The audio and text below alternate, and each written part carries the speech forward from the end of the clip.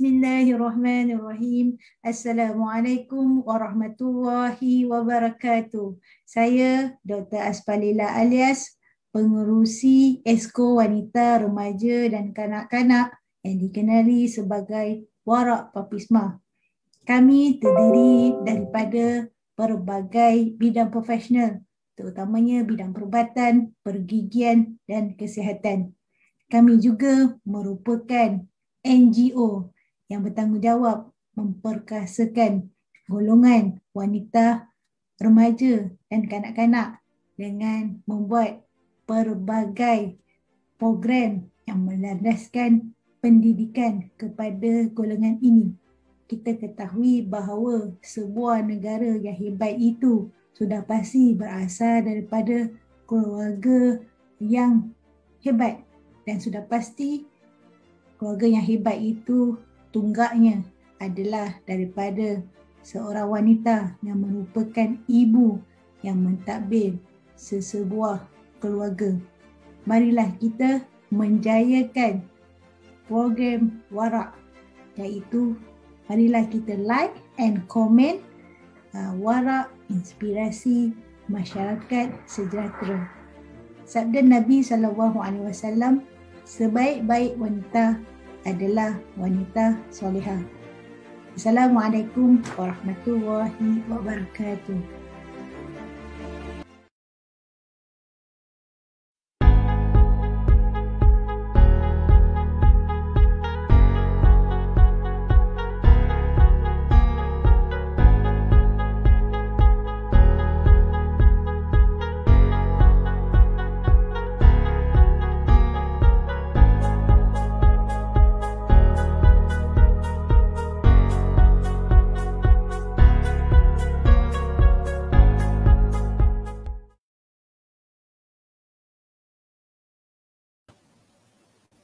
Bismillahirrahmanirrahim. Kita buka majlis kita dengan ummul kitab Al-Fatihah. A'udzubillahi minasyaitonirrajim. Bismillahirrahmanirrahim. Alhamdulillahirabbil alamin. Arrahmanirrahim. Maliki yaumiddin. Iyyaka na'budu wa iyyaka nasta'in. Ihdinas siratal mustaqim. Siratal ladzina an'amta 'alaihim ghairil maghdubi 'alaihim waladdallin. Amin. Bismillahirrahmanirrahim. Alhamdulillahi Rabbil Alamin. Wassalatu wassalamu ala ashrafil anbiya'i wa mursalin wa ala alihi wa sahbihi ajma'in. Qala rabbi shrah li sadri wa yassir li amri wahlul 'uqdatam min lisani yafqahu qawli. Allahumma iftah 'alaina hikmataka wanshur 'alaina min hazain rahmatika ya arhamar rahimin. Wa sallallahu ala sayyidina Muhammad wa ala alihi wa sahbihi wasallam. Walhamdulillahi Rabbil Alamin. Alhamdulillah, syukur kepada Allah Subhanahu wa Ta'ala, dapatlah kita bersama-sama berada dalam majlis ilmu yang sudah pasti ada keberkatannya. Berjuta-juta malaikat akan turun memberikan rahmat. Tambahan lagi kita berada di malam 10 malam terakhir Ramadan, dan apa yang kita nak bincangkan pada hari ini lagi hebat, iaitu kita ingin membincangkan tentang insan yang mulia, iaitu Nabi Muhammad SAW. Alhamdulillah, kali ini kami Esko Wanita, Remaja dan Kanak-kanak Pertubuhan Amal Perubatan Ibn Sina yang dikenali sebagai Papisma, kali ini menjemput penceramah yang tidak asing lagi, iaitu Ustazah Asma Harun. Assalamualaikum Ustazah.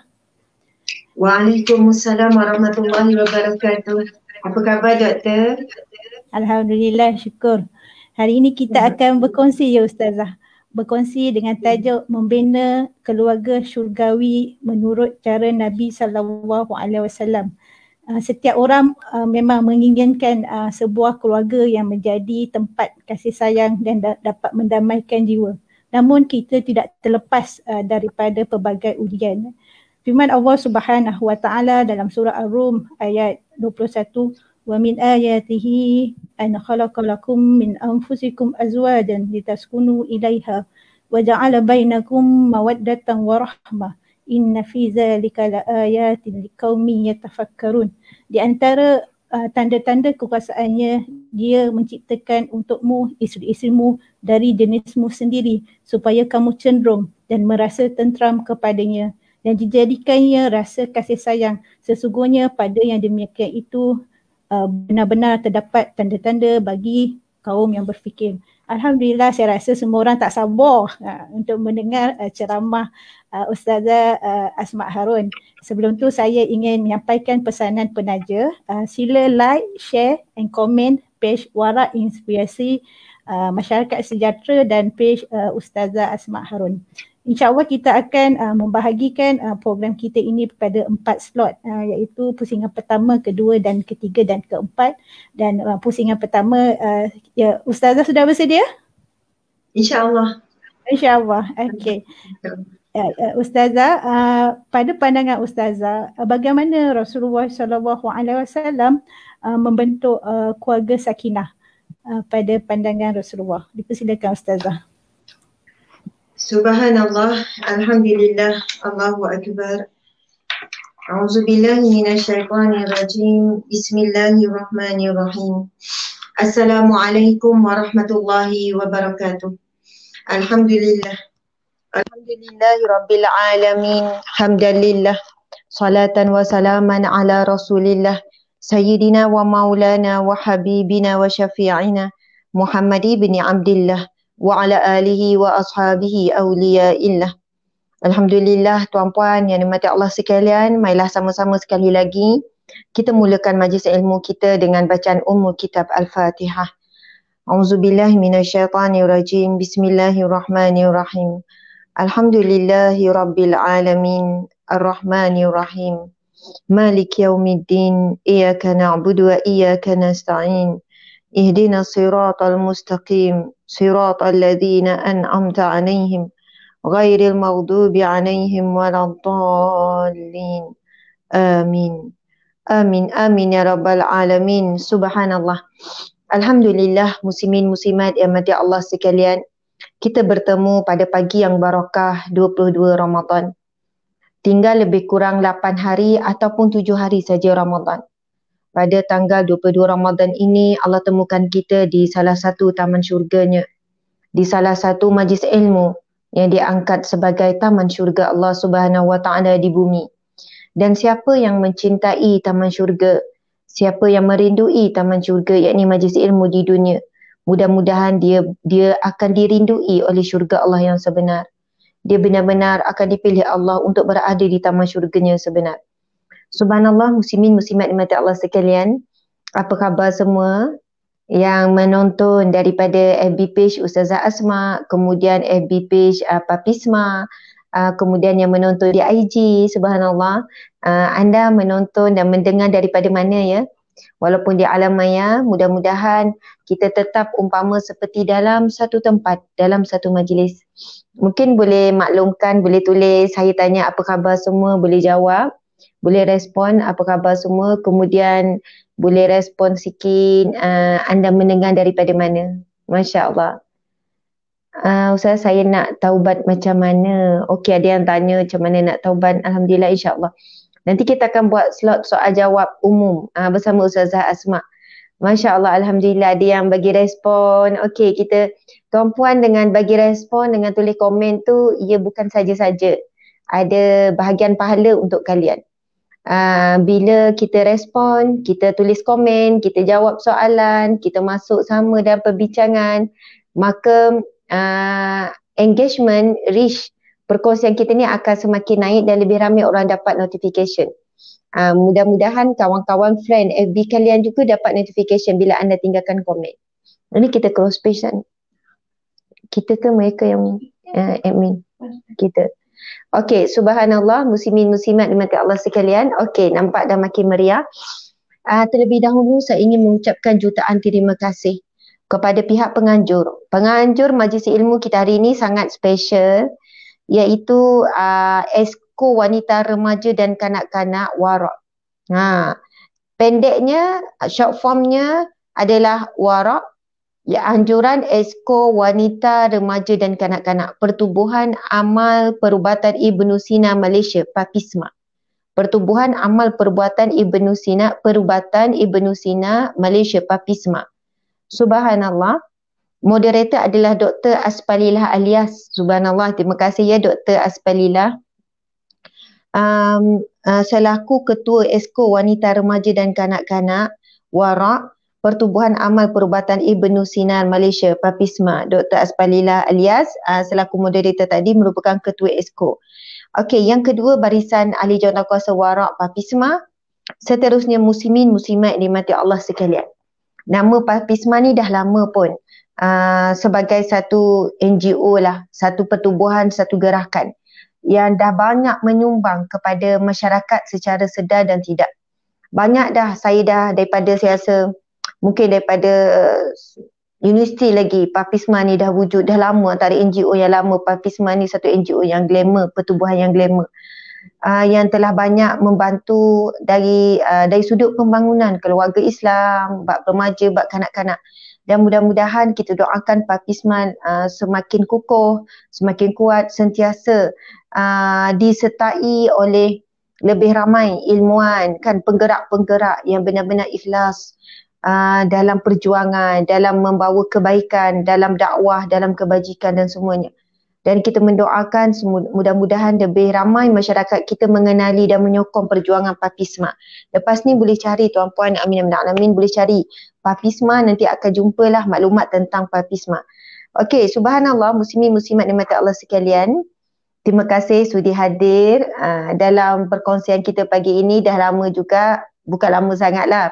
Ahad hari tu kita ada kuliah, lepas tu semalam hari Isnin. Tapi kalau sehari tak ada live tu rasa macam dah lama. Ni pagi Selasa kita jumpa balik, Masya Allah. Harap tak jemulah bersama dengan saya. Walaupun tajuk ini sentiasa berulang berkenaan dengan keluarga, berkenaan dengan rumah tangga, namun ia adalah satu tajuk evergreen yang sentiasa kita kena bincang, yang sentiasa kena muhasabah, kena sentiasa murajaah, kan? Kena selalu belajar. Sebab hari ini kita dengar, belum tentu hari ini kita mampu buat. Kadang kali ke-10 dengar baru mampu buat. Kadang-kadang dah buat, lepas tu lupa. Lepas tu bila dengar balik, betul lah sebelum ni. Sebab itu namanya kita ni manusia asal perkataan nasihat lupa. Sebab itu kita sangat perlukan peringatan. Dan Allah berfirman, fazakir, maka berilah peringatan. Fa inna zikra, sesungguhnya peringatan itu tanfa'ul lil mu'minin. Sesungguhnya peringatan itu ia sangat bermanfaat bagi orang-orang yang beriman. Bila sebut peringatan ni, tuan-puan dimati Allah sekalian, peringatan ni bukan benda yang baru. Kalau pengetahuan ya, berilah pengetahuan, maksudnya dah tahu, lepas tu beritahu. Tetapi bila peringatan ni, ingatkan. Soalannya kita memang dah tahu, kita dah pernah dengar. Tetapi kita ni memang sentiasa perlu diingat. Sebab peringatanlah adalah sesuatu yang sangat berharga bagi orang-orang yang beriman. Bagi orang yang tidak beriman, bila dengar peringatan, dia tolak tepi, dia kata, benda sama. Asyik ulang benda yang sama. Recycle yang sama. Memang kita akan recycle yang sama, tuan-puan sekalian. Mana-mana penceramah, keluar ayat Quran yang sama. Keluar hadis yang sama. Keluar cerita yang sama. Sebab rujukan kita adalah sama. Kita tak ubah rujukan kita.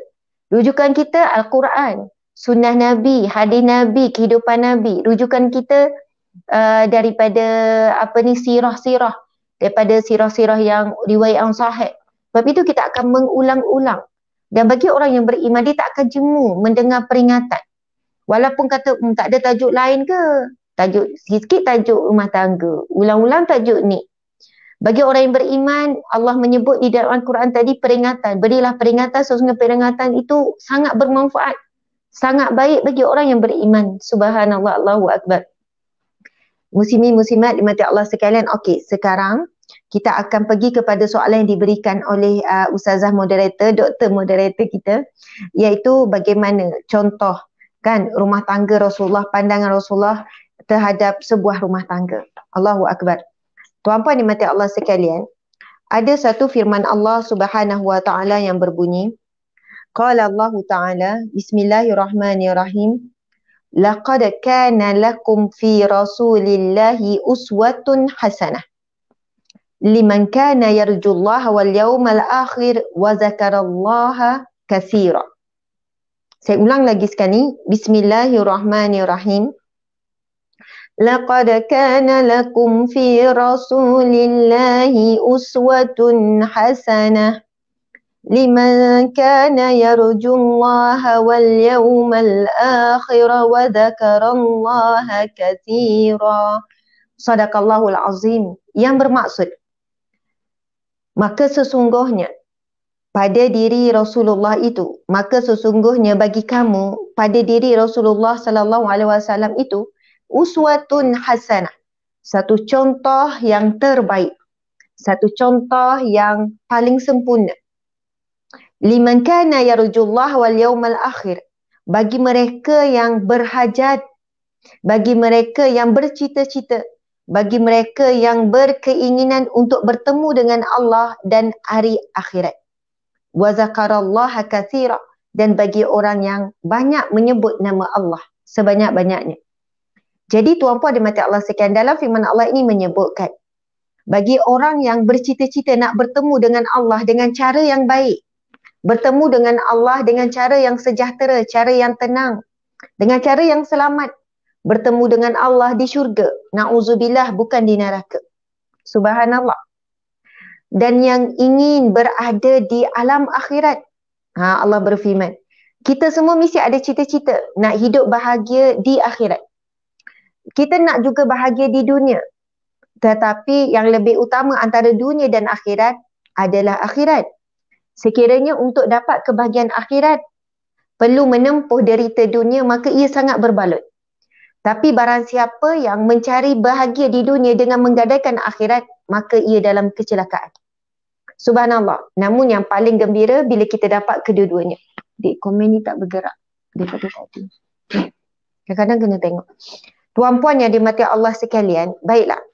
Sekarang kita kembali kepada firman Allah tadi. Allah menyebutkan, sesungguhnya pada diri Rasulullah itu contoh tauladan yang terbaik bagi siapa yang nak bertemu dengan Allah dan barang siapa yang nak hidup di akhirat dengan baik. Dan orang yang begini, wa zakarallaha katsira, dia adalah orang yang sentiasa ingat Allah sebanyak-banyaknya. Jadi tuan-puan dimati Allah sekalian, di dalam firman Allah yang lain, Allah menyebutkan bismillahirrahmanirrahim, laqad ja'akum rasulun min anfusikum azizun 'alaihi ma 'anittum harisun 'alaikum bil mu'minina raufur rahim. Okey. Allah menyebutkan sesungguhnya telah datang, laqad ja'akum, telah datang kepada kamu seorang nabi, seorang rasul dari kalangan kamu sendiri. Kenapa Allah tidak datangkan seorang nabi daripada kalangan malaikat? Sebab manusia tak akan mampu nak hidup dan nak ikut cara hidup para malaikat. Dan Allah datangkan manusia yang sama seperti kita, yang mempunyai perasaan, yang mempunyai rasa sedih, rasa duka cita, rasa kecewa, rasa marah, rasa suka, rasa bahagia, rasa rindu. Rasa semua tu ada pada Rasulullah sallallahu alaihi wasallam. Rasa penat, patah semangat, berani, takut, semua tu ada. Subhanallah. Rasa lapar, dahaga, sakit, pening, semua Rasul lalui perkara yang sama. Allah sebut telah datang daripada kalangan kamu seorang nabi yang daripada kalangan kamu sendiri, kalangan manusia, yang mana dia terasa sangat berat di atas penderitaan yang kamu lalui. Subhanallah. Okey, tuan-puan yang minta Allah sekalian, apa yang saya nak sampaikan adalah apa yang Rasulullah tunjukkan melalui tauladan dalam hidup berumah tangga adalah sesuatu yang semuanya mampu kita ikut. Tak ada yang kita sebut mustahil nak buat macam Rasulullah ni, susah nak buat macam Rasulullah ni, Rasulullah Nabi kita takkan mampu.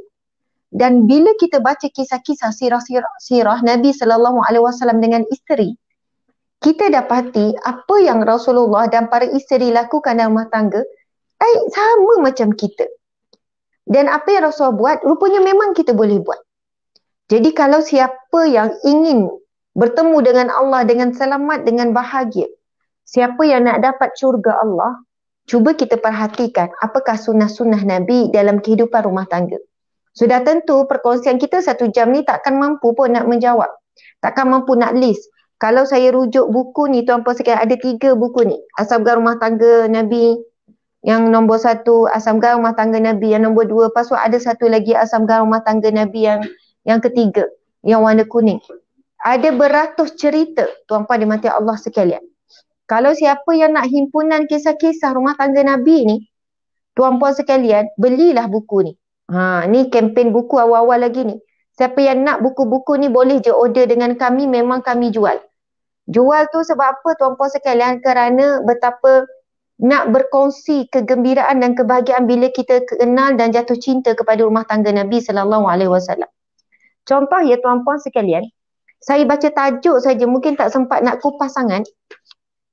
Saya baca tajuk saja, tuan-puan nanti tengok sendiri. Tapi mungkin saya akan kupas sikit. Buku warna merah ni kan, Asam Garam Rumah Tangga Nabi SAW. Ia menghimpunkan kisah-kisah romantik Rasulullah dengan para isteri. Dan Rasulullah lah individu lelaki yang paling romantik di dunia. Bahkan kalau kita tengok hari ni ada suami, aduh kita kata sweet sampai potong kaki kita sebut. Sweet sangatlah hai. Subhanallah. Dan mungkin ramai orang hipokrit, ramai yang berlakon. Belum tentu dia boleh sweet sampai tempoh yang lama. Kan mungkin bila datang ujian hilanglah sweet tu. Tapi bagaimana Rasulullah SAW di tahap Rasulullah diuji kesabaran dengan isteri, mampu sweet lagi. Di tahap isteri buat perangai, Rasulullah mampu sweet lagi. Rasulullah mampu bersabar lagi.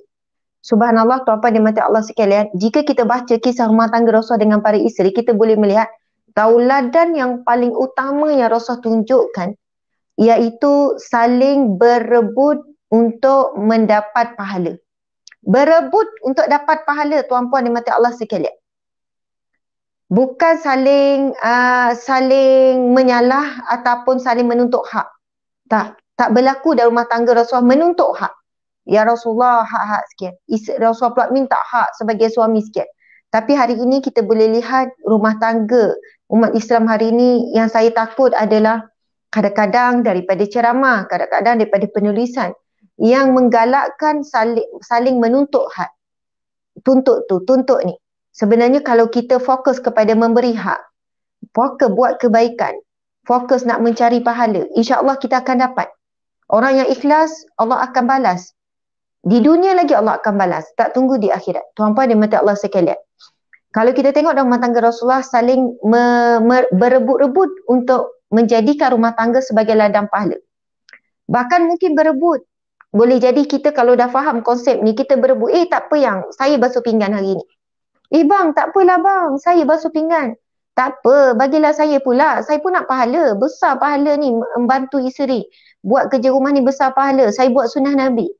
Nabi pun bila ditanya oleh Aisyah apa yang Rasulullah buat di rumah, Aisyah cerita Rasulullah apabila berada di rumah akan akan melakukan kerja-kerja rumah, dan bila tiba waktu solat Rasul akan bersegera menunaikan solat.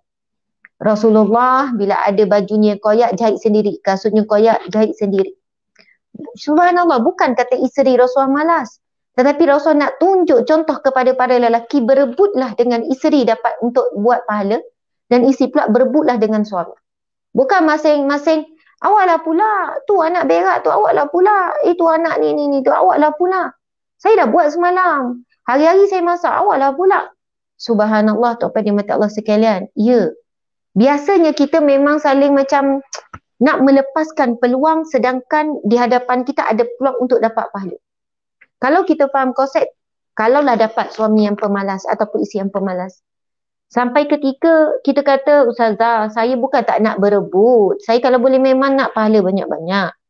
Tapi bila saya dah jadi rajin sangat, saya tengok pasangan saya ni memang malas memanjang.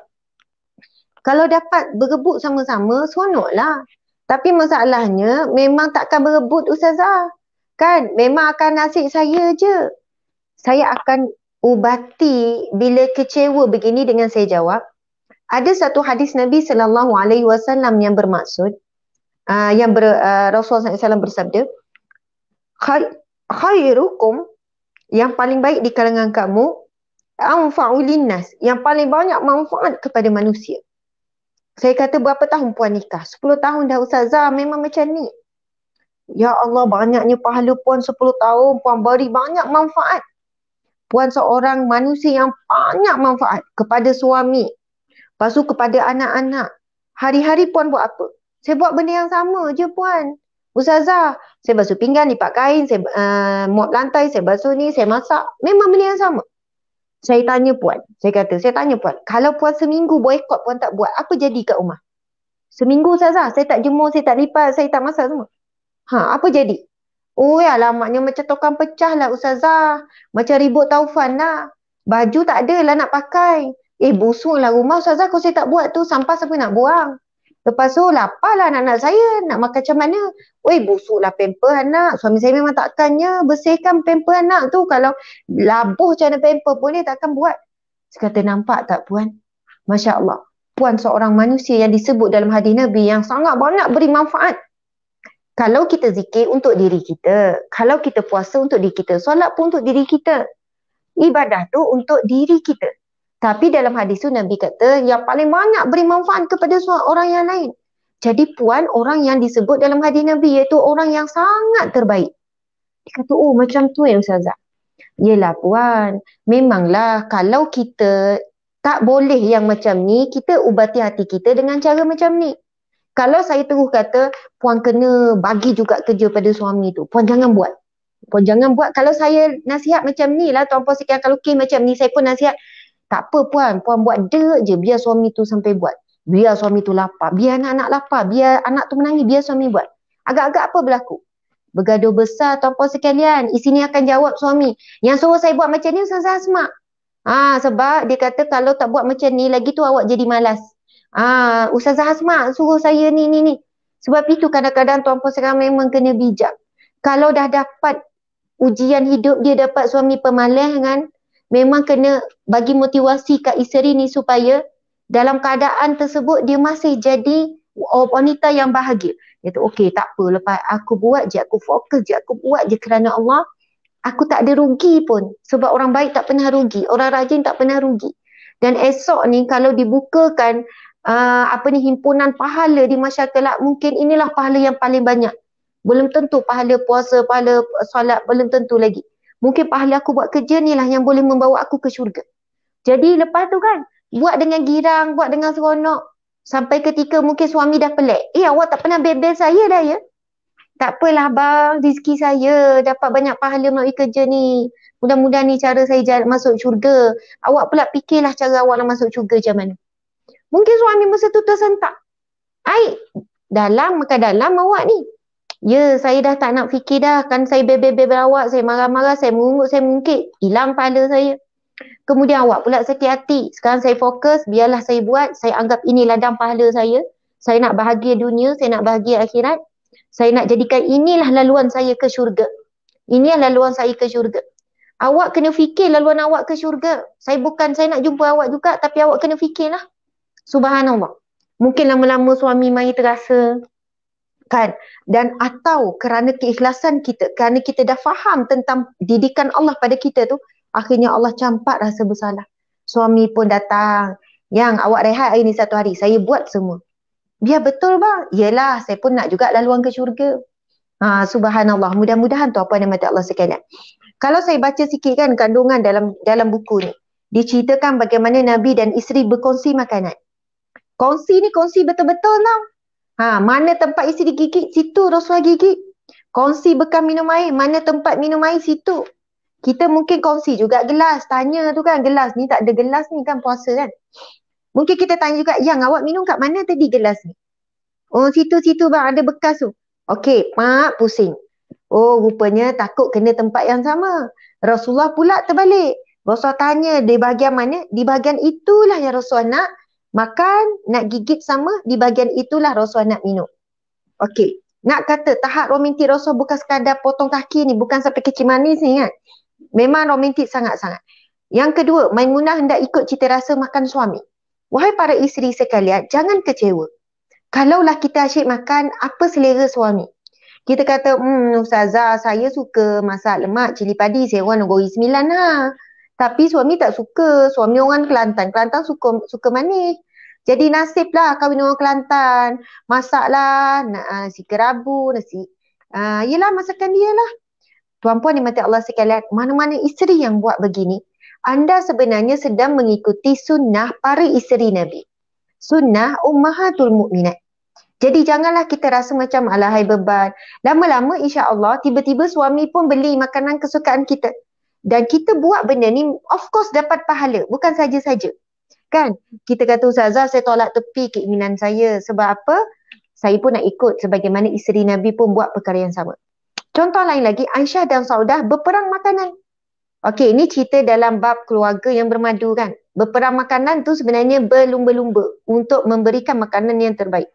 Okey, lagi Aisyah belikan bantal untuk Nabi. Nabi hendak pulang, Aisyah hias rumah. Berlaku kan kalau kita jadi suri rumah. Dulu saya banyak, lama saya jadi suri rumah. Lepas habis belajar tak nak kerja. Memang jadi suri rumah. Lepas tu kerja juga. Kerja tu ialah cuba-cuba kerja. Allah bagi pengalaman kerja. Lepas tu saya suri rumah pula dalam 3 tahun. Masa tu anak dah 5. Biasa pengalaman suri rumah ni macam mana? Kan suami tahu dah nak balik pukul 5, biasa dia sampai 5.30 pukul 6. Setengah jam tu lah kelang kabut kemas. Operasi dengan anak-anak. Sebab apa suami nak balik? Subhanallah, itu juga dilakukan oleh para isteri Nabi. Hias rumah, bersihkan rumah bila Nabi nak pulang. Jangka dah tahu waktu Nabi nak pulang. Sebab kadang-kadang kita nak konsisten sama je semua, kemas selalu mungkin susah. Anak kita sepah-sepah, biarlah dulu. Bila dekat suami nak balik tu barulah kita standby. Itu adalah sunnah dalam rumah tangga Rasulullah SAW. Banyak lagi tuan-puan dimati Allah sekalian, kesimpulan bagi soalan yang diberikan doktor ni. Rumah tangga Rasulullah SAW, nah Allah dah iktiraf Rasul adalah uswatun hasanah. Dan siapa yang follow Rasulullah, dia akan jumpa Allah dengan cara yang baik. Dan dia akan jumpa hari kiamat dengan cara yang baik. Namun bagaimana kita nak mencintai Rasulullah SAW? Tak ada cara lain melainkan mesti ada ilmu, ada pengetahuan. Macam mana nak ada pengetahuan? Sama ada dengan ceramah atau lebih baik dengan membaca. Saya dah habis dah baca buku ni. 2 ni. Lepas tu ada buku yang ketiga pula, Ustaz Luqman Makhtar keluar. Asam garam rumah tangga Rasulullah SAW. Masya Allah. Ini asam garam meriah. Ini paling tebal. Sebab masuk buku yang ketiga, yang ni adalah berkenaan bagaimana Rasul menguruskan konflik. Kemudian yang kedua berkenaan dengan cerita-cerita romantik. Kemudian bila masuk buku kuning ni, ya Allah lagi seronok kita baca. Ini berkenaan bagaimana rumah tangga Rasul lebih besar.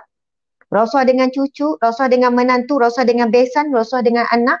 Maksudnya ini dah masuk part yang lebih luas rumah tangga Rasulullah dengan sepupu, dengan saudara mara. Masya Allah. Alhamdulillah daripada itulah baru kita sentiasa ingat bila kita nak buat sesuatu, Nabi buat macam ni. Nabi kongsi burus gigi, kan? Nabi berkongsi banyak dengan isteri. Ada banyaklah cerita, Masya Allah, bagaimana ketika Rasulullah tengok isteri sedang marah, Aisyah sedang marah, Aisyah sedang menunjukkan kecemburuannya. Rasulullah boleh saja tegur dan marah. Rasulullah buat apa? Rasulullah tarik hidung. Ya Aish, wahai Aish, sambil nak tegur isteri ni, dalam keadaan Rasulullah mengawal rasa tak senang dia dengan isteri. Rasulullah mengawal diri sebab Rasulullah tahu isterinya sedang tak boleh mengawal perasaan. Bukan sambil berebut melenting. Bukan isteri marah, suami pun marah juga. Tak, Rasulullah tahu isteri sedang di luar emosi ni. Kan, di luar kawalan emosi ni. Rasulullah cuba memujuk dengan cara yang terbaik. Subhanallah, Allahu Akbar. Tuan-puan yang mata Allah sekalian, dalam 3 buku ni saya tak tahu yang mana. Tapi saya pernah baca satu cerita yang membuatkan saya menangis. Yang mana Rasulullah SAW seorang yang sangat menjaga perasaan isteri. Pernah satu ketika Rasul balik ke rumah salah seorang isteri, Nabi terus minta maaf. Saya mohon maaf bagi pihak isteri sekian. Lepas tu kata, kenapa ya Rasulullah? Aku bimbang, aku khawatir kamu sedih dengan kata-kata isteri tadi. Aku khawatir kamu rasa sekian-sekian dengan kata-kata ni tadi. Subhanallah. Isteri kata, ya Rasulullah, aku tidak fikir, aku tak rasa apa-apa. Dan mulianya mu ya Rasulullah, sebelum aku rasa apa-apa, engkau telah memohon maaf terlebih dahulu. Allahu Akbar.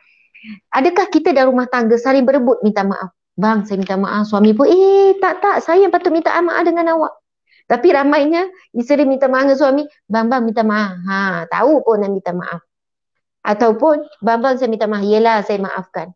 Tak ada suami tu dengan mulut pun nak minta maaf. Yelah, yang sebenarnya saya lagi banyak salah dengan awak. Daripada sejak kahwin.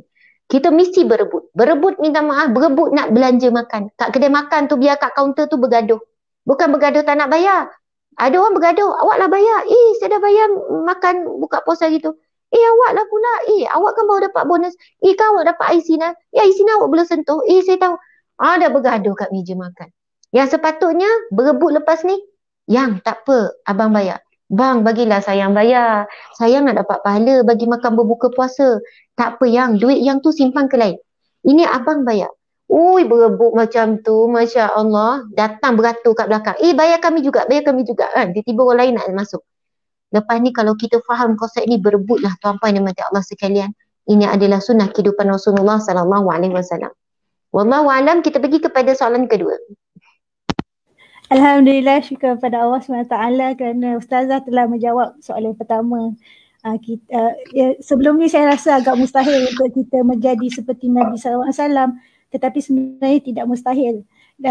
Kita juga boleh membina rumah tangga seperti Nabi SAW. Berebutlah firman Allah SWT, fastabiqul khairat, berlumba-lumbalah membuat kebaikan. Maka di dalam rumah tangga juga kita ada seni, dan suami pula jangan ego, minta maaf juga. Suami isteri perlu bersama-sama memberi, lebih banyak memberi. Orang yang memberi lebih baik daripada yang menerima. Ingat tu, fastabiqul khairat. Alhamdulillah, syukur kita ke pusingan kedua Ustazah ya. Okey, dalam keadaan sekarang Ustazah, keadaan pandemik, kita 24 jam, especially di masa PKP, 24 jam kita kat rumah. Sebelumnya separuh hari pergi sekolah atau ke pejabat, tapi kali ni dah setahun lebih saya pun sendiri work from home, setahun lebih saya di rumah. Tetapi bagaimana kita sebagai masyarakat ingin membentuk keluarga sakinah dalam keadaan pandemik, dan keadaan susah dan semua orang ada dalam rumah, mungkin rumah kecil dan sebagainya. Bagaimana kita nak membuat bi'ah solehah ataupun sakinah di dalam rumah tangga? Silakan Ustazah. Subhanallah, muslimin muslimat dimati Allah sekalian, soalan yang sangat baik. Walau bagaimanapun, bila kita tengok kehidupan kita hari ini, dah ada kebebasan berbanding awal-awal pandemik. Kita dah mula boleh keluar kan, anak-anak dah pergi sekolah kecuali ada kawasan-kawasan tertentu yang kembali semula kepada PDPR. Maksudnya dah kembali semula kepada ke alam, ke dunia luar lah. Walau bagaimanapun, masih ada ramai lagi yang masih berkurung di rumah, yang bekerja daripada rumah, yang anak-anak pun tak bersekolah, masih lagi online dan sebagainya. Kita tahu. Sebab ada kawasan merah, ada kawasan kuning, ada kawasan hijau dan sebagainya. Muslimin muslimat dimati Allah sekalian. Kalau dulu kita tidak ada masa dengan keluarga, kan? Kita merungut lah. Tak ada masa lah, tak sempat lah. Jumpa pasangan, jumpa anak pun malam je, sekejap je. Macam mana nak bina kasih sayang? Macam mana nak sekian-sekian? Lepas tu Allah datangkan wabak COVID-19, kita berkurung betul-betul di awal-awal dulu. 24 jam dalam rumah. Kan? Bila dapat macam tu pun manusia tetap tak bersyukur. Datang pula benda lain. Ya Allah, jemu lah, tak boleh nak hidup lah, tak nak bernafas lah, macam mana lah, gini-gini lah, asyik gini lah, penceraian pun meningkat, pergaduhan meningkat. Allahu Akbar. Hakikat sebenarnya tuan-puan dimati Allah sekalian, manusia sentiasa seperti mana yang difirmankan Allah Subhanahu Wa Taala. Allah berfirman, sesungguhnya manusia ini diciptakan keluh kesah, hulung. Memang manusia ini diciptakan keluh kesah. Allah berfirman, dia akan sentiasa berkeluh kesah. Apapun keadaan, keluh kesah. Okey, contohlah hari ni kan, kalaulah berlaku PKP, marah nanti, memang marah. PKP lagi, gini, kesian peniaga, kesian ni, tak boleh lihat kampung, marah. Bila tak buat PKP, okeylah, let's say kalau jangan kata, okey, tak ada PKP, bebas. Kena marah juga. Kalau kes melambung, kau kena tanggung. Kau ni pemerintah, kau tak boleh fikir ke? Kau gini. Kau lah yang gini. Kalau ahli keluarga kau mati, sekian. Tak kena juga. Diperketat, tak kena. Dilonggar, tak kena. Memang akan sentiasa. Ada golongan yang sentiasa tak kena semua. Hatinya resah, gelisah. Hatinya penuh dengan penyakit. Penuh dengan sakit. Tuan-puan dimati Allah sekalian, saya nak sebut juga sikit. Walaupun macam di luar tajuk sikit. Pagi ni saya baca tentang hadis-hadis Nabi berkaitan dengan an-namimah. Berkaitan dengan an-namimah. Apa itu an-namimah, tuan-puan yang mati Allah sekalian? Kadang-kadang kerana an-namimah inilah membuatkan sebuah rumah tangga ini musnah. Sebuah rumah tangga ini hancur. Kerana apa? Kerana an-namimah, golongan-golongan yang pengadu domba. Subhanallah. Hari ini yang menyebabkan Siapa yang setuju, boleh bersetuju dan boleh je tak bersetuju dengan apa yang saya bakal kongsikan. Yang membuatkan masyarakat kucak kacir hari ini. Yang membuatkan netizen bergaduh, maki hamun, sumpah serana. Yang membuatkan, yang menjadi pengadu domba di antara rakyat dengan kerajaan, pemerintah. Mana ada kalau saya fikir, ni bukan sebab saya ni, oh ustazah ni dah tahu dah warna apa ni. Oh rupanya ustazah ni kajian ni. Ini bukan faktor saya politik mana-mana pihak. Dalam keadaan pandemik ni tuan-puan sekalian, mana ada kerajaan di dalam dunia ini nak buat sesuatu tindakan yang tak popular dengan rakyat. Semua kerajaan nak buat satu tindakan yang akan dapat sokongan dan pujian daripada rakyat. Tapi bagaimana kerajaan pada hari ini tetap buat sesuatu peraturan, suatu kawalan yang tak popular sampai dikecam, dihina, sampai KKM pun dimaki hamun dan sebagainya. Siapa yang tak nak buat sesuatu lalu orang puji, orang puja? Siapa yang tak nak? Tapi hakikat hari ini, pihak pemerintah perlu membuat sekian-sekian dan sudah tentu tidak sempurna dalam setiap pelaksanaan, sudah tentu tidak sempurna, bukan sama penerimaan dan pelaksanaan tuan-puan dan puan-puan sekalian. Namun saya tengok yang bahayanya adalah penulis-penulis, wartawan yang tidak bertauliah, portal-portal, media-media yang menjadi tempat berhimpun paling ramai sampai dia punya follower juta-juta dan sebagainya, yang membuat an-namimah iaitu mengadu domba. Adu domba masyarakat dengan ulama sampai ulama dicaci. Adu domba rakyat dengan pemerintah sampai pemerintah dicaci dimaki. Adu domba rakyat sesama rakyat. Adu domba. Maksudnya mewujudkan satu tajuk, satu tagline ataupun satu artikel yang mendatangkan kemarahan. Lalu menjadikan media sosial tempat saling benci-membenci, saling bermusuh. Subhanallah. Benda ni berlaku semakin ketara, semakin dahsyat di bulan Ramadan. Awal Ramadan sampai berapa hari ni, semua benda tak kena lah, semua benda nak komplain lah, semua benda kita guna jadikan bahan untuk kita lepaskan kemarahan dan sebagainya. Tuan-puan sekalian, kita tinggal 7-8 hari saja lagi Ramadan. Kan, kalau kita tak dapat 30 hari Ramadan, kau akan dapatlah sehari. Dapatlah sehari yang mana benar-benar Ramadan yang berkualiti, yang boleh jaga lidah, jaga mata, jaga telinga, jaga hati dan sebagainya. Antara sabda Nabi SAW, hadis riwayat Bukhari. Subhanallah. Nabi bersabda, seorang Muslim adalah seseorang yang orang Muslim lainnya selamat dari gangguan lisan dan tangannya.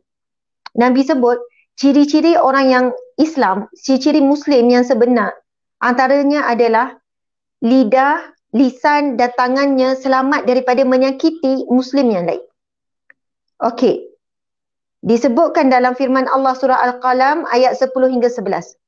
Dan janganlah engkau menurut kemahuan orang yang selalu bersumpah, lagi yang hina pendapatnya dan amalannya, yang suka mencaci, lagi yang suka menyebarkan hasutan untuk memecah belahkan orang ramai. Allah beri amaran, jangan kamu ikut, jangan kamu turuti, jangan kamu sertai kemahuan orang yang selalu suka bersumpah, orang yang menghina, orang yang hina pendapat dan amalannya, yang suka mencaci, lagi suka menyebarkan fitnah dan hasutan untuk memecah belahkan orang ramai. Subhanallah. Dan disebutkan dalam riwayat Muslim, hadis yang sahih, Nabi sebut, an-namimah, orang yang pengadu domba, la tadkhulu jannah. Orang yang an-namimah ini takkan masuk syurga, Nabi kata. Pengadu domba takkan masuk syurga. Sebab pengadu domba, ia telah menyebabkan ramainya orang saling benci-membenci, bergaduh sama bergaduh. Orang jadi trigger untuk cari aib, untuk cari kesilapan, kekurangan dan sebagainya. Ini sangat bahaya. Dan kita boleh nampak pengadu domba ini menjadi satu tumpuan di media sosial. Seronok. Sebab cerita tu panas, cerita tu boleh menarik orang untuk tinggalkan komen. Sebab kita tahu marah ini api tau. Marah ini api. Bila ada pengadu domba je yang buat tagline, berita apa semua panas, buat gini-gini, ambil separuh-separuh. Contoh pasal isu mufti. Isu pasal Ustaz Zaidul ke apa ni. Ini bukan saya nak backup person ke nak backup siapa-siapa. Saya nak sentuh berkenaan dengan penyakit an-namimah yang Allah tunjukkan berlaku di bulan Ramadan ini sangat dahsyat. Siapa? Pengadu domba. Ada individu, ada page, ada penulis-penulis yang tak fikir implikasi.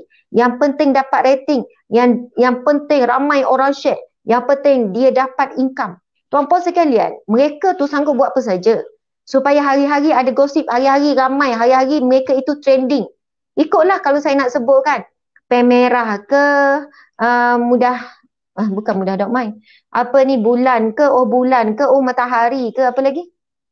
Macam-macam lah tuan-puan sekalian. Kadang-kadang tu kan, tajuk tu baca, orang tak tengok isi. Orang dah maki hama. Tuan-puan kena ingatlah, mungkin dapat income yang banyak. Sebab apa? Ada iklan masuk, ada ini masuk. Sebab ramai rating masuk ni, panas ni. Lepas tu kongsi pasal artis Indonesia yang tak apa-apa. Kan, yang dedah aurat, yang pakai seksi. Kontroversi tu, kontroversi ni. Penulis-penulis ni, saya percaya orang Islam ni.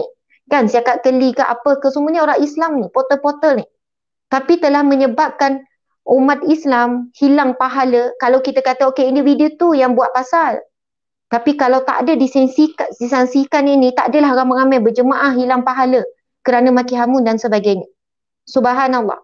Ni yang lagi takut kisah dua ahli kubur. Ini riwayat yang sahih tuan-puan dimati Allah sekalian.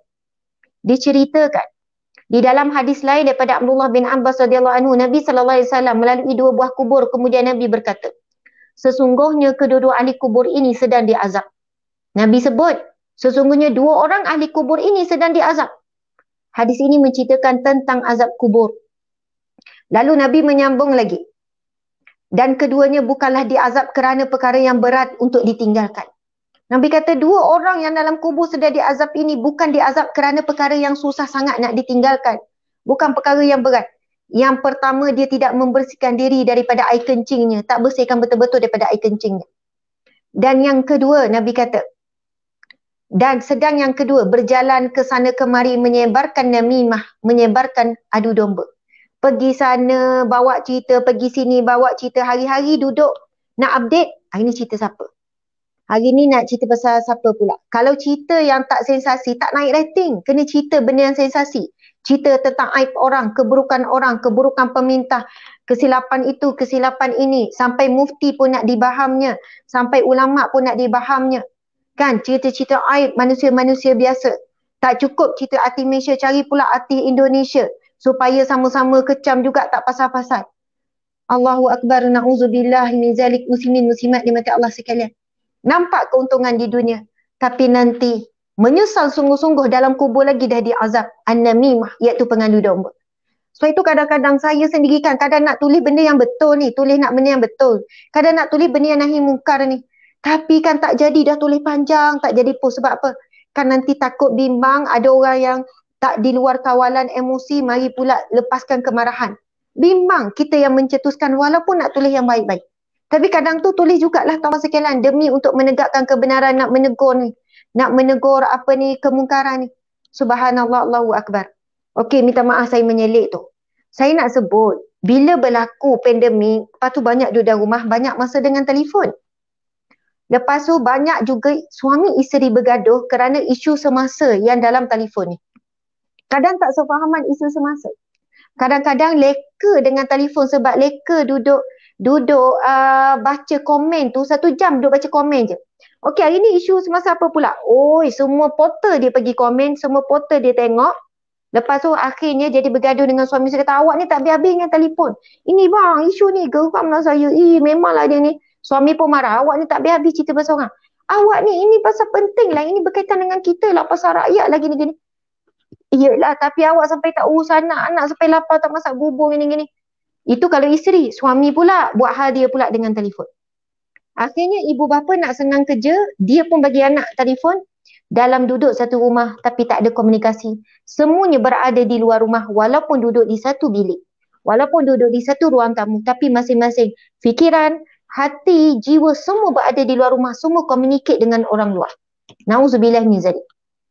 Ujian yang paling besar, fitnah umat akhir zaman. Sama ada kesannya rosak rumah tangga, rosak anak-anak, rosak institusi, rosaklah agensi agama, rosak apa. Kita tengok agensi agama apa yang berlaku 2-3 hari yang lepas melalui An-Namimah juga, pengadu domba. Adu domba masyarakat dengan pusat zakat. Allahu Akbar. Orang yang buat, orang yang menyebar, orang yang menyokong, orang yang komen, campur sekali. Semua termasuk. Bayangkan, benda tu belum lagi dibuktikan benar. Tapi dah diwawarkan. Portal-portal ni, cerita-cerita panas ni memang sukalah. Diwawarkan kan, ada berapa orang yang ditanggung gereja, tuan-puan sekalian gini. Lepas tu bila berlaku siasatan pihak-pihak, tiga-tiga tu tak boleh dikesan. Lepas sudah dikenal pasti, 2 orang daripada mereka itu sebenarnya dapat bantuan zakat setiap bulan sampai dah puluh ribu. Lepas dia siasat lagi sekian-sekian. Nampak banyak sangat unsur penipuan daripada pihak-pihak. Subhanallah tuan-puan sekalian. Tapi 2 hari sebelum tu dah makin hamun dah. Dan bila keluar berita benar, tak ada pula datang. Oh, saya mohon maaf semalam saya maki pusat zakat apa semua. Tuan-puan sekalian, saya sendiri ada pengalaman, handle case, yang dapat bantuan daripada gereja. Bila datang kepada saya kata sekarang hutang tuan-puan tu, apa yang gereja bagi tu semua tu pergi Baitul Mal, insyaAllah Baitul Mal akan tangguh. Dapat dia. Saya berapa lama dengan Baitul Mal Negeri Sembilan dan sebagainya. Masa kerja runding cara dulu, sampailah sekarang, semalam pun saya pergi Baitul Mal.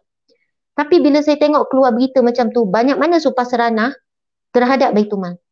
Kau ni jawablah di akhirat kelak, kau tak buat kerja, duit orang ramai gini. Padahal Baitul Mal menanggung juta-juta setiap bulan untuk diagihkan kepada orang Islam. Dan ramai mana terpaksa dihentikan bantuan kerana apa? Kurangnya orang bayar zakat disebabkan anamimah tadi. Adu domba tadi. Turunnya kutipan zakat berganda-ganda sebab apa? Pengadu domba yang merosakkan manusia benci kepada isu agama. Benci kepada sekian-sekian. Na'udzubillah min zalik. Benci kepada menteri agama dan sebagainya. Tuan-puan sekalian. Nak sebutnya, telefon ni lah fitnah terbesar akhir zaman. Telefon. Bukan nak sebut telefon ni merosakkan 100% tak. Bagi orang yang bijak, bagi orang yang beriman, bagi orang yang saleh, nak buka telefon, baca doa Bismillahirrahmanirrahim dengan nama Allah yang Maha Pemurah lagi Maha Pengasihani. Auzubillahi minasyaitanirrajim. Takut nak buka fitnah terlalu banyak. Fitnah terlalu banyak. Ada orang dia boleh bahagia dengan telefon. Dengar tazkirah, alhamdulillah. Dengar Al-Quran, alhamdulillah. Tengok yang baik-baik, alhamdulillah. Bahagia dia. Lepas tu dengar pula ceramah suruh jadi orang bersyukur, dia pun jadi orang bersyukur. Tak panjang cerita dia dengan suami, mengajuk lama-lama, dia terus boleh baik. Dia dengar pasal bersyukur, tengok cerita orang lebih sedih, lebih dahsyat. Lalu dia kata, alhamdulillah, ya Allah suami aku cuma tak ucap air lahir je. Ni suami sempat terajang. Lepas tu kita pun terus minta maaf, bang minta maaf lah ya. Saya tahu awak terlupa. Sebenarnya dengan sifat bersyukur, menyelesaikan banyak masalah rumah tangga. Dengan sifat bersyukur, tuan-puan sekalian. Tapi macam mana nak datang rasa bersyukur tu kalau kita tak dapat suluhan ilmu, suluhan iman. Lepas tu kan, ada orang dia boleh derita bila buka telefon. Asal okey, hidup dia kenyang, okey, tiba-tiba buka telefon kan. Ui, baca ni. Ui, dia pun sama komen, lepaskan marah. Tiba-tiba daripada bahagia tu jadi marah-marah lah pula, tak pasal-pasal. Daripada elok puasa tiba-tiba ngumpat juga dia. Tambah juga kutuk makin hama ngumpat. Nauzubillah. Ada orang bila buka telefon tan-tan tu tak bahagia. Sebab apa? Bila tengok orang tu dapat hadiah hari lahir. Ui, suami dia bagi duit 40,000 dalam kepingan duit. Oh, buat bunga. Ya Allah, suami aku tak pernah bagi 1 sen pun hari lahir. Masa tu juga dia ungkit balik, bang. Awak kan, dah 10 tahun dah kita kahwin, 10 kali dari lahir saya. Awak macam tak pernah kan nak hargai saya. Alah yang, awak pun tahu saya tak mampu. Yang saya mampu bawa pergi belanja makan je. Alah, kurang-kurangnya bunga ke, alah bunga tu kalau RM20 pun saya dah seronok dah. Yelah tu, dapat RM20 dah cukup nanti. Ramai mana orang kerana media sosial, dia rasa hidup dia tak cukup. Hidup dia tak sempurna. Tengok dapur orang, wah lawanya dapur rumah dia, aku kalau dapur macam ni memang best lah. Bang, awak kerja kuat lah sikit, besarkan dapur kita. Saya bukan nak lebih, saya nak kurang-kurangnya dapur kita ni upgrade lah sikit. Saya lagi seronok masak, saya mesti happynya bang. Tiba-tiba masa tu juga dia tak happy dengan dapur dia. Padahal sama ni elok dapur dia tu kan. Ramai orang, media sosial ini yang ia adalah tergantung kepada diri kita. Iman kita, kekuatan iman untuk menapis. Biarlah kita tengok apa pun keburukan kita boleh tepis. Scroll. Tengok tak bermanfaat, scroll. Nampak tak berfaedah, scroll. Dan yang terbaik, unfollow je semua page-page media-media yang tak berfaedah tu. Unfollow. Tinggal yang kita follow yang elok-elok. Kita nampak ada friend kita yang pun mengadu domba di media sosial. Buat unfollow dia. Kalau saya buat unseen. Bukan unfriend sebab takut dia kecil hati. Kalau unfriend kan nanti dia check, kenapa tak friend? Kenapa Ustazah dah tak friend dia ni? Saya kadang bila tengok orang yang negatif ni, saya buat unseen. Maksud unseen adalah kita dah tak tengok post dia. Tapi masih friend. Supaya dia tak kecil hati. Lama-lama kita tinggal yang positif je. Okeylah media sosial kita. Subhanallah tuan-puan dan mati Allah sekalian. Memang kita dah kena buat begitu. Kita kena jaga diri kita. Jaga keluarga kita. Jaga iman kita tuan-puan sekalian. Kalau kita tak mampu nak menepis, kita kena buat macam tu. Masya Allah. Jadi kesimpulan kepada soalan doktor moderator kita. Subhanallah. Bagaimana ni dalam situasi pandemik ni? Masya Allah kita nak tetap bahagia. Saya ada kisah benar yang berlaku di kalangan anak-anak saya sendiri tuan-puan sekalian. Yang membuatkan saya menangis, saya terduduk dan saya takkan cerita yang full lah. Tapi sebagai ibu bapa saya diuji dengan anak-anak remaja saya. Saya tetap diuji tuan-puan sekalian. Berhari-hari saya menangis, bengkak mata. Kalau ada yang nampak saya bengkak mata tu, biasa saya menangis walaupun saya kata, maaf saya kurang sihat, bengkak sikit mata. Sebenarnya nangis, Masya Allah. Nangis, taubat dengan Allah, minta ampun dengan Allah, Allahu Akbar. Tuan-puan yang mati Allah sekalian, kami tak beri telefon kepada anak walaupun anak tu dah tingkatan 3 dan sebagainya. Memang tak ada telefon untuk setiap anak. Cuma apabila berlaku PDPR hari tu, kan sekolah-sekolah wajibkan ada untuk belajar. Jadi diorang ni ada tab, kan? Sebab sekolahnya adalah sekolah sekian-sekian, ada tab. Allahu Akbar. Saya kan, kita kan selalu keluar. Kita kan selalu macam, Allahu Akbar, kerja. Kan pergi sana, pergi sini, jumpa anak waktu malam saja. Jadi anak-anak di rumah. Saya pun minta ada yang menjaga, ada guru, bukan guru lah, ada orang yang jaga anak di rumah. Dia datang pagi balik petang dan dia juga bantu untuk anak belajar. Tu apa dia macam Allah sekalian. Saya memula nampak perubahan akhlak anak. Perubahan akhlak. Ibu apa mesti kena cakap ni. Perubahan akhlak anak. Kenapa dia orang ni macam kerap bergaduh? Kenapa asyik panas? Kenapa anak-anak ni macam ada yang buat hal sendiri? Lepas tu macam diorang ni macam tak mesra macam dulu. Kalau dulu boleh bergurau senda, diorang ni rajin borak-borak, kan main-main sama-sama. Kenapa ni? Sehinggalah satu ketika saya buat siasatan. Saya buat siasatan betul-betul, suami isteri buat siasatan senyap-senyap, malam-malam buat siasatan. Ambil tab yang kita sangka anak kita guna untuk belajar saja.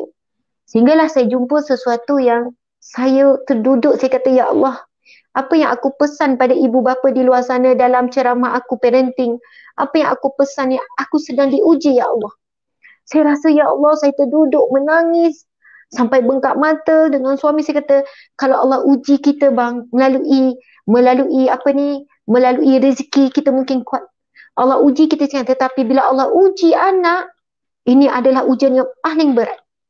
Uji anak, ujian paling berat. Lepas tu tuan-puan sekalian, sebab saya fikir, okey anak-anak ni takkan diorang akan terjaga sebab selalu pesan, lepas tu jaga solat, kita rasa macam tu kan. Rupanya pengaruh bagi remaja ni, kita kena bersama dengan anak-anak untuk menguatkan mereka menghadapi ujian dan cabaran media sosial. Kita kena berjuang dengan anak-anak. Jangan biar anak kita seorang-seorang berjuang. Sebab anak kita fragile sangat. Anak kita baru remaja, jiwa nak mengetahui begitu membara. Subhanallah. Kita tak boleh bila anak kita buat begini-begini, kita kata, takkan kamu tak boleh fikir baik buruk. Takkan kamu tak boleh nak ni, kenapa kamu tak ni. Tak, ibu bapa kena bersama-sama dengan anak, berjuang bersama-sama anak untuk menghadapi fitnah akhir zaman. Tak boleh biar anak tu tak kuat. Bahkan ramai orang tua, orang dah pencen pun, tuan-puan sekalian, kan orang pencen apa semua, dia tak boleh nak kuat walaupun dah pergi haji, dah pergi umrah, tak boleh nak tempuh ujian fitnah daripada media sosial ni, tak kuat. Apatah lagi anak kita yang masih lagi fragile, lembut, boleh dibentuk lagi. Jadi lepas tu kan saya cek yang ni, tengok yang ni pula, yang ni pula. Subhanallah, sejak daripada tu tuan-puan sekalian, memang kami pantau seketat yang mungkin. Kami cek setiap kali balik dan bila malam saja memang semua kena serahkan. Letak dalam bilik dan semua dicek dan mereka memang tahu. Umi, Abi akan cek kadang tu kan bila dapat je okey cek terus. Okey cek. Lepas tu sentiasa ingat ulang-ulang. Tuan-puan tak lama, 1 minggu saja. Kami konsisten buat begitu. Ingatkan selalu nasihat dengan kasih sayang, dengan lembut, dengan tegas. Dengan minta bagi memang tak benarkan, ikut jadual betul semasa belajar je. Lepas belajar je terus letak satu tempat, tak dibenarkan kecuali mereka nak rujuk untuk buat kerja sekolah. Tak sampai 1 minggu tanpa sekadar perubahan yang besar pada anak-anak saya sampai saya menangis. Saya kata terima kasih ya Allah, Engkau masih beri Engkau beri aku teguran belum terlambat. Dan terima kasih kembalikan anak-anakku semula. Lepas tu saya boleh tengok mereka dalam kereta boleh bergurau, boleh nasyid sama-sama, boleh bercakap. Yang mana duduk satu bilik tak bercakap, boleh kan kakak dengan adik tak bercakap tu satu bilik. Saya kata ya Allah dah boleh borak, sampai yang adik kata Umi terima kasih tau sekarang dah borak balik. Dah boleh gurau-gurau, boleh main sama-sama, boleh duduk, boleh saling tolong menolong. Sebab itu saya nampak tak lama sebenarnya anak saya diuji dengan telefon, dengan gadget. Sebab apa? Ujian belajar online tu. Sebab saya tinggal tak pantau apa kan. Tak lama Allah bagi. Tetapi nak kata anak ni, remaja ni, anak kecil ni, boleh berubah tu sangat cepat. Daripada begini, dia menjadi satu sisi yang berbeza sebab masing-masing kan ada buat hal masing-masing dah, masing-masing kepala tu dah fokus pada gadget, sekian-sekian. Ya Allah, sekejap je mereka boleh berubah akhlak. Kan? Lepas tu bila kita kawal balik, berubah balik. Jadi sebab itu saya perhatikan kalau ibu bapa yang biarkan lama. Biarkan setahun, biarkan 2 tahun. Masya Allah, Allah Akbar. Anak saya cerita bagaimana kawan dia sekian, kena sepak terjang dengan ayah dia, sekian-sekian. Sebab apa? Daripada awal gadget, lepas tu pergi bertemu, pergi dating, lepas tu keluar sampai pukul 1-2 pagi. Bermula dengan ni. Sebab apa? Ibu bapa memberi kepercayaan melampaui batas. Kepercayaan mesti ada limit. Okey, Umi percaya anak Umi gunakan sebaiknya. Mesti ada limit kepercayaan. Bukan, okey, Umi percaya anak Umi sekian-sekian, Umi bagi kebebasan ni, Umi percaya. Anak Umi, anak yang baik. Itu bukan kepercayaan. Itu adalah satu melepaskan tanggungjawab dan gunakan perkataan kepercayaan. Itu ibu bapa yang tak bertanggungjawab tapi gunakan perkataan kepercayaan. Lepas tu bila dapati anak buat benda yang tak elok, kenapa hancurkan kepercayaan ibu ayah? Sebenarnya bukan salah anak, salah ibu bapa tersebut. Umpama memberi pisau kepada anak ni ketika dia kecil. Masa umur 3 tahun dah bagi pisau, apa yang akan berlaku? Kecederaan lah. Ini kita bagi telefon yang penuh pancaroba dalam ni, tanpa kita bersama dengan dia, tanpa kita guide, tanpa kita awasi. Akhirnya bila anak tu cedera dan rosakkan diri sendiri, zalimi diri sendiri, masa tu sama ada terlambat ataupun masih ada peluang. Wallahualam. Masya Allah. Muslimin-muslimat di mata Allah sekalian, mudah-mudahan dalam rumah tangga, bila saya perhatikan kesimpulan bagi soalan kedua ni, dan saya rasa masa kita pun dah hampir sangat di penghujung, saya perasan bila saya kurangkan sangat telefon dengan anak-anak, anak-anak mula tanya saya, Umi, buku-buku ni semua dah habis baca, dah 2-3 kali ulang. Mereka mula minta buku. Kedua, mereka mula minta mainan. Saya rasa sangat happy walaupun mainan murah-murah, kadang kita dari RM2 je. Sebab apa? Cepat rosak. Nanti taklah terasa sangat. Beli sekian-sekian, saya rasa sangat happy. Bila anak minta, okey Umi nak sekian-sekian. Sebab apa? Anak-anak ni dia tak akan jadi duduk diam.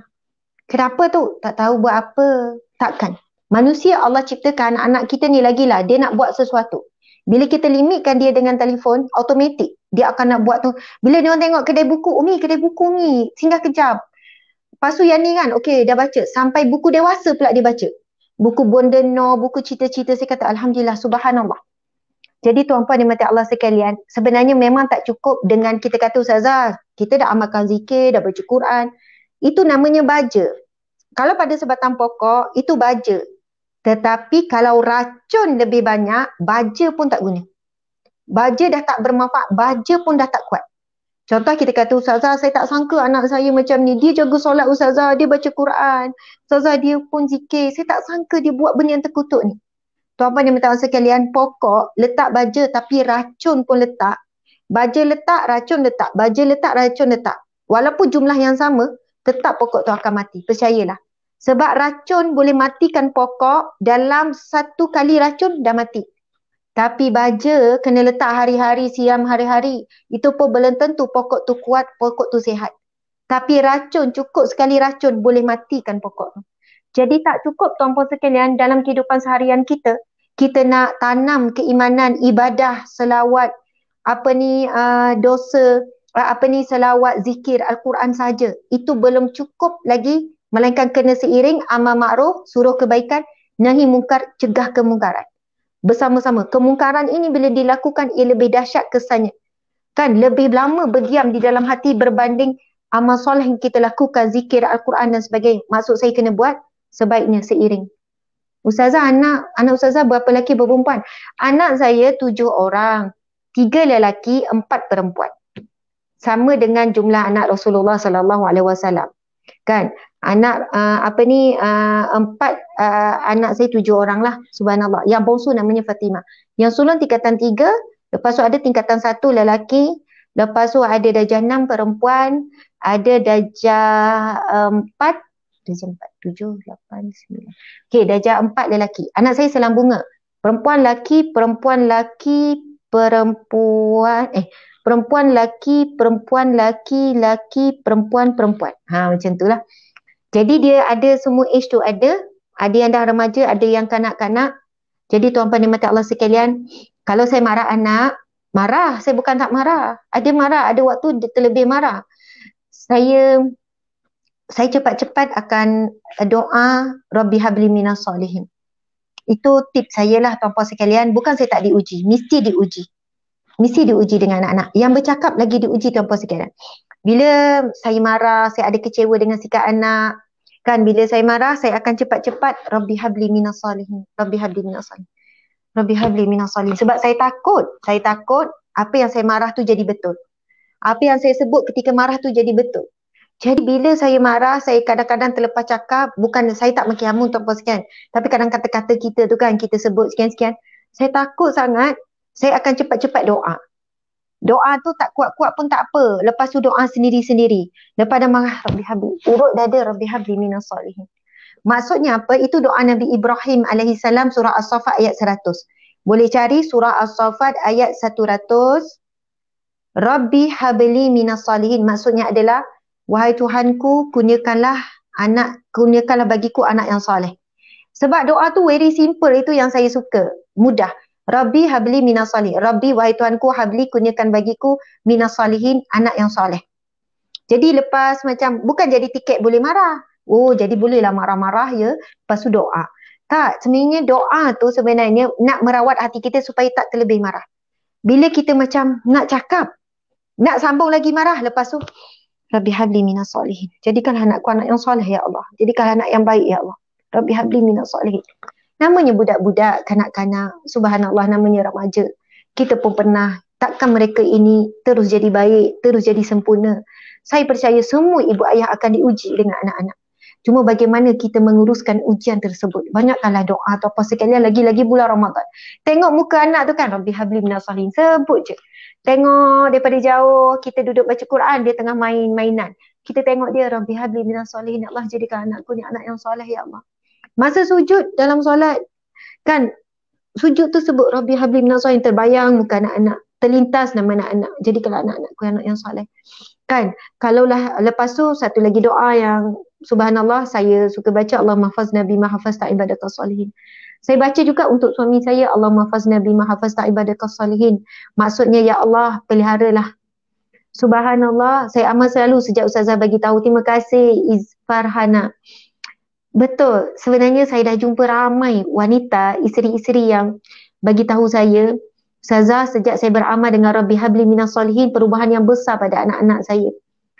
Perubahan yang besar. Ada yang tak sangka anak dia boleh berubah sebab dia dah cuba macam-macam cara. Dia kata rupanya Allah nak dengar doa daripada kita sendiri, Ustazah. Rupanya Allah nak dengar banyak kali kita meminta. Banyak kali kita sebut. Ustazah, kalau saya niatkan untuk suami boleh tak? Boleh. Ya, walaupun kita sebut Rabbi habli minas solihin, ya Allah, kurniakanlah bagiku di kalangan orang yang soleh. Minas solihin tu di kalangan orang yang soleh, boleh niatkan untuk suami yang soleh. Boleh je kita nak selit niat. Kan, maksud Rabbi habli minas solihin, ya Allah, kurniakanlah bagiku. Kan, dari kalangan orang yang soleh. Dari kalangan apa? Kalangan anak yang soleh, kalangan suami yang soleh, untuk diri kita juga. Rabbi habli minas solihin, kurniakanlah bagiku diriku orang-orang yang soleh. Tuan pada mati Allah sekalian. Kalau Allah takdirkan, kalau Allah makbulkan doa kita, tidak ada siapa yang mampu menghalang. Allah akan jadikan kita ini ibu yang kuat, ibu yang tenang bila hadapi ujian anak. Akhirnya kita boleh tarik balik anak kita ke jalan yang benar. Akhirnya kita boleh tarik suami sama-sama ke syurga. Janganlah kita saling menyalahkan. Bang, awak lah yang patut memimpin kami ke syurga. Bang, awak tak. Kalau kita yang kuat, tuan-puan sekalian, isteri tarik suami.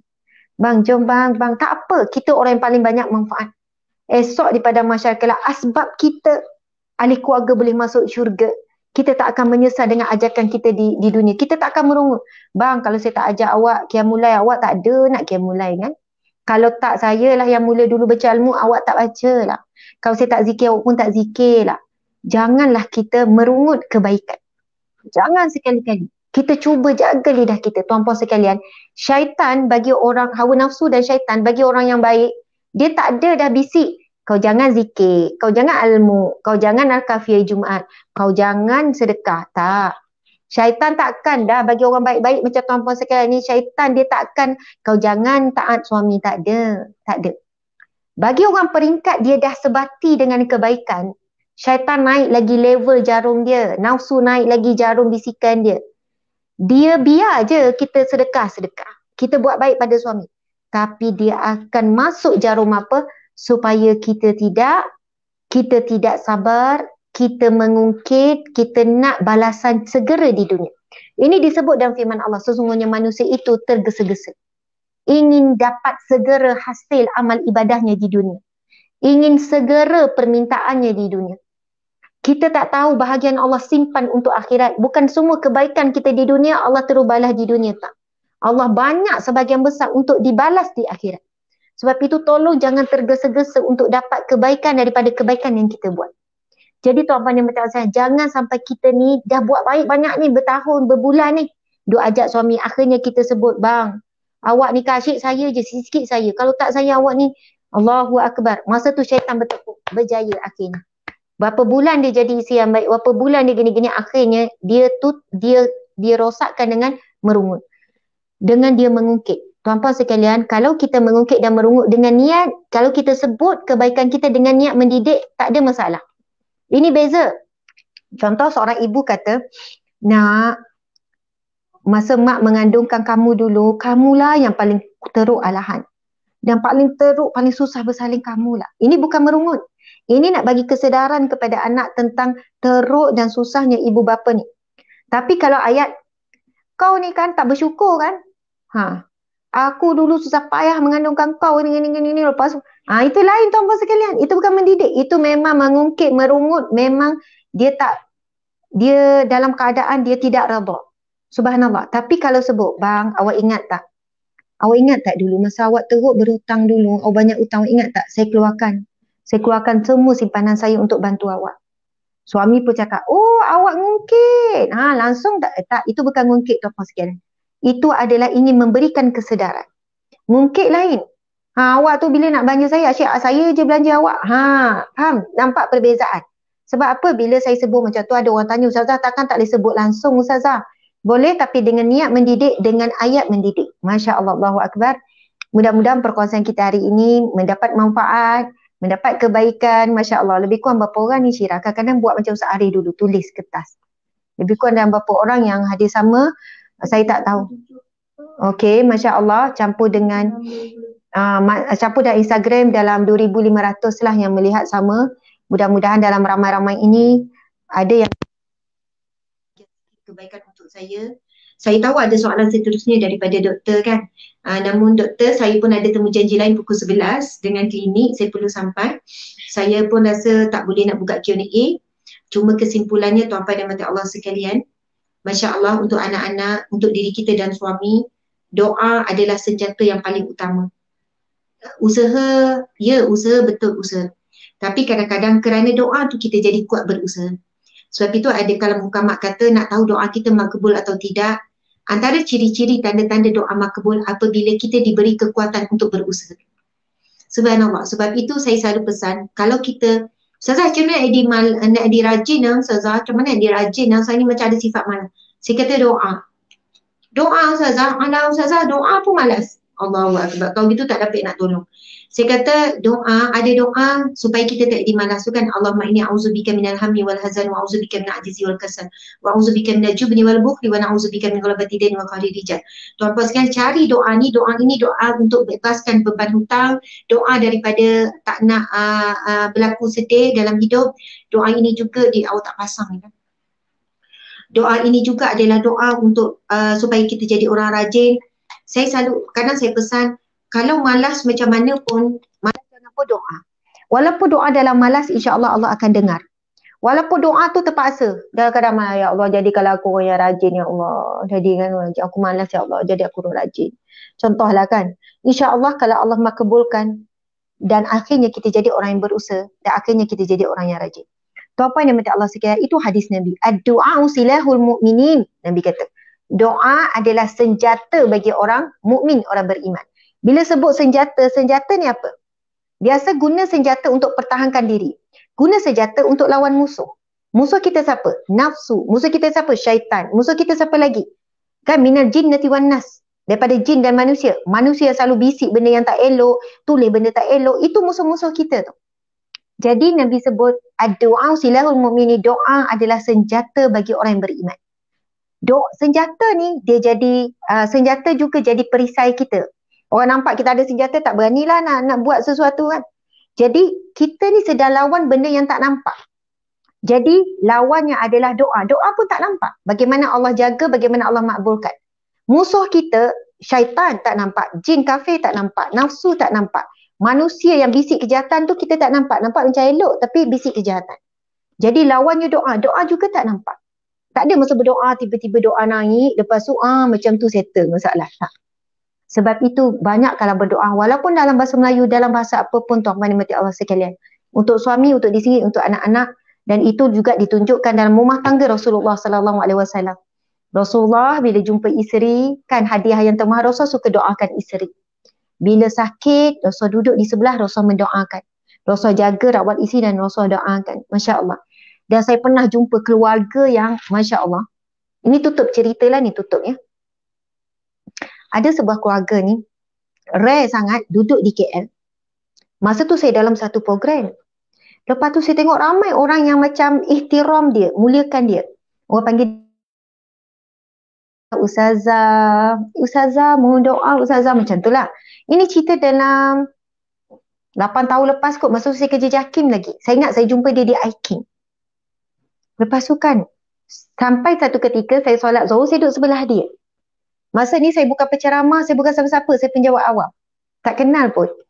Lepas tu kan saya pun tanya, Ustazah boleh tak saya tahu? Saya rasa Ustazah ni ada keistimewaan yang luar biasa. Semua orang macam mengalu-alukan Ustazah dan hormat Ustazah. Lepas tu kan, dia pun kata, siapa nama kamu? Saya pun ceritalah nama saya sekian. Lepas tu kan, dia pun cerita, sebenarnya saya ni dah mati hidup semula. Saya kata, maksud mati hidup semula? Maksud mati hidup semula? Dia pun cerita, yang kamu nampak tadi tu orang-orang sebenarnya dia orang terkejut saya masih hidup. Saya dalam berapa bulan yang lepas, dia cerita, dalam berapa bulan yang lepas, rupanya dia guru Al-Quran, ngajar Quran. Dalam berapa bulan yang lepas, saya kena denggi berdarah. Denggi berdarah saya tu dah seluruh tubuh dan memang semua doktor kata saya tak ada harapan. Saya cuma tunggu mati saja. Dan saya koma dalam tempoh sebulan ke 2 bulan. Lama dia koma.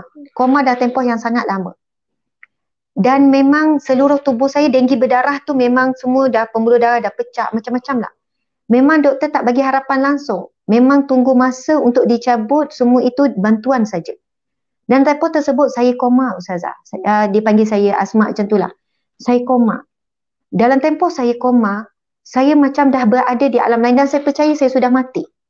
Saya berada di kalangan orang yang semua berjubah putih, yang sentiasa berzikir, yang sentiasa selawat, zikir, suasana yang damai, sejuk. Saya tak tahu itu alam apa. Sama ada alam syurga, alam barzah.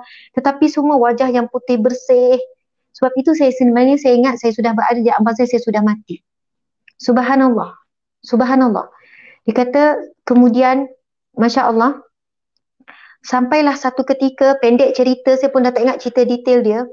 Dia kata sampailah satu ketika saya sedar balik. Dan selepas saya sedar, menjadi gempalah di kalangan doktor-doktor pakar ni sampai mereka ambil sampel darah, buat kajian. Macam mana boleh kembali pulih? Lepas tu saya kata, apa cerita, apa yang berlaku? Dia kata, Ustazah, Alhamdulillah anak-anak saya tanpa henti Ustazah 24 jam bergilir baca Al-Quran. Anak dia 8 orang ke 10 orang macam tu lah. Bergilir baca Quran tanpa henti. Yang ni dah baca 1 jam, sambung yang ni pula. Ataupun baca ni 2 jam, sambung. Tak berhenti baca di tepi saya Al-Quran Ustazah. Subhanallah, anak-anak sambung baca. Saya kan masa tu menangis, saya kata, ya Allah hebatnya anak Ustazah. Dia kata, Ustazah, memang Alhamdulillah Ustazah, saya tak tahu nak kata apa, tapi betul, orang yang jaga Al-Quran, hidup dengan Al-Quran, memang tak akan terlantar Ustazah. Kalau Ustazah datang rumah saya, dia kata pada saya, kalau datang rumah saya tak ada TV Ustazah. Rumah saya tak ada peti ais. Tak ada peti ais. Lepas tu masak apa yang ada. Saya takut nak simpan. Saya takut kalau ada peti ais, ada banyak makanan membazir. Simpan makanan, lepas tu membazir. Saya rasa okey je Ustazah pergi beli lauk apa semua, masak apa yang ada, habis terus masa tu, lepas tu beli lagi. Dan Ustazah, dia kata banyak masa orang bagi makanan pada kami. Banyak masa orang beri makanan. Tak tahu makanan tu ada je untuk kami Ustazah. Anak-anak pergi sekolah, anak-anak belajar masuk madrasah dan sebagainya, tapi anak-anak ahli Al-Quran. Dan Ustazah dia cakap kat saya, Ustazah, dia kata, Asma, saya kalau anak-anak demam, anak-anak sakit, apa yang kami buat, baca Quran bergile-gile, insya-Allah anak tu sembuh. Buat air, kami duduk ulang baca Yasin terutamanya. Ulang baca Yasin, yang ni dah penat, yang ni pula sambung, sehinggalah anak itu sembuh. Dan kami sebenarnya dah lama tak pergi klinik. Memang lama. Saya nak cakap kat orang, takut orang tak percaya. Tapi saya yakin Al-Quran itu syifa. Saya yakin sangat Ustazah, sebagaimana Allah berfirman dalam Al-Quran, sesungguhnya Al-Quran itu syifa, ada penawar. Bagi penyakit hati, bagi penyakit fizikal, bagi penyakit ni. Dia kata kalau anak-anak saya sakit apa, Al-Quran Ustazah buat air, kami keliling baca. Subhanallah, Alhamdulillah. Tapi kalau orang yang tak biasa buat, mungkin tak boleh terus dipesan saya. Mungkin kalau hari ni baru dengar, hari ni terus buat, ada anak demam, pergilah jumpa dulu. Tapi buat juga dengan Al-Quran, dengan zikir. Buat juga. Sampai ketika anak itu boleh disembuhkan dengan Al-Quran. Sebab takut juga tak pernah buat, tiba-tiba anak demam menggeletar duduk Al-Quran juga. Sebab kita tak membiasakan dia dengan Al-Quran daripada kecil. Jadi dia kata begitulah kehidupan kami. Anak-anak Alhamdulillah Ustazah, tak ada TV, tak ada apa, walaupun duduk di bandar KL, mereka boleh hidup, mereka boleh bahagia. Sebab Al-Quran itu sebenarnya cukup untuk hati kita. Tapi sebab hati kita tak dicukupkan dengan Al-Quran, apa berlaku? Kita lapar dengan hiburan. Kita lapar dengan pujian. Hidup ni tak pernah kenyang. Tak habis-habis kejar daripada satu ke satu. Sebab apa? Hati tak diisi dengan Al-Quran. Tapi bila isi Al-Quran, nampak kemewahan orang pun tak rasa apa-apa. Tengok makan sedap orang pun tak rasa apa-apa. Tengok penampilan orang sekalian tak rasa apa-apa. Memang Allah akan bagi cukup dengan hati kita ni dengan Al-Quran. Subhanallah, Alhamdulillah, saya syukur Allah ingatkan saya kembali cerita ni. Cerita ini sangat, bagi saya memberi bekas yang sangat dalam pada diri saya dulu. Dan saya ingat hari tu Dr. Izhar cerita bagaimana dia dulu nakal sangat. Tapi setelah ayah dia hantar ke Syria umur 13 tahun Dr. Izhar, dia kata hidup dia totally berubah. Sebab apa? Al-Quran. Al-Quran yang mengubah jiwa remaja dia nak memberontak, nakal, buat huru-hara, buat perangai apa semua. Betul lah tuan-puan yang berasal bulan Ramadan adalah syahrul Ramadan, syahrul Quran. Maka marilah kita sama-sama menghabiskan masa kita lebih 8 hari, lebih kurang 8-7 hari ini banyak Al-Quran. Kurangkanlah kita berhubung dengan media sosial yang penuh dengan fitnah, ujian, tipu daya, penuh dengan benda yang buruk. Tetapi kalau tengok telefon, dia tengok benda yang elok-elok je. Tengok ceramah, tengok kuliah, dengar Al-Quran, benda-benda yang elok je. Cuba manfaatkan sungguh-sungguh. Dan saya pun hari ni kan, target tu nak khatam tu kan, dan nak gandakan khatam tu berganda lagi. Sebab kita tahu masa kita dah suntuk, masa kita dah sangat suntuk, banyakkanlah baca Al-Quran. Alhamdulillah, subhanallah, muslimin muslimat, terima kasih banyak-banyak. Mohon maaf salah dan silap. Sekian daripada saya. Terima kasih kepada penganjur Papisma. Tolong follow page Papisma. Subhanallah. Follow page Papisma, sokong perjuangan Papisma, banyak bantu masyarakat. Terima kasih kepada semua, sekali lagi kepada siapa yang berhajat untuk memiliki buku ni. Asam Garam Rumah Tangga Rasulullah, ada 3 jilid. Dapat beli satu-satu dulu pun jadi dah. Kita akan jatuh cinta dengan Rasulullah, kita akan mula ikut kehidupan Rasulullah satu-satu. Akhirnya kita akan dapat kehidupan keluarga yang sakinah, mawaddah, warahmah. Sekian wabillahi taufiq wal hidayah. Assalamualaikum warahmatullahi wabarakatuh. Alhamdulillah. Mohon maaf salah silap. Saya sayang semua kerana Allah, kerana Rasulullah. Okey, alhamdulillah, syukur pada Allah Subhanahu Wa Taala. Masa sangat cemburi. Ya ustazah pun ada benda lain, tapi alhamdulillah sekurang-kurangnya kita banyak dapat manfaat dan ilmu dan tips-tips daripada ustazah yang saya rasa sangat mantap dalam membina keluarga syurgawi menurut cara Nabi SAW. Maka kita kembalikan diri kita kepada Al-Quran dan As-Sunnah, ya, membaca Al-Quran dan berdoa semoga Allah Subhanahu Wa Taala mengurniakan kita keluarga yang sakinah, mawaddah, warahmah insya-Allah. Sempena bulan Ramadan ini kita doa moga-moga Allah Subhanahu Wa Taala mengurniakan kita, memberkati kehidupan kita, anak-anak kita serta siapa saja yang bersama kami insya-Allah.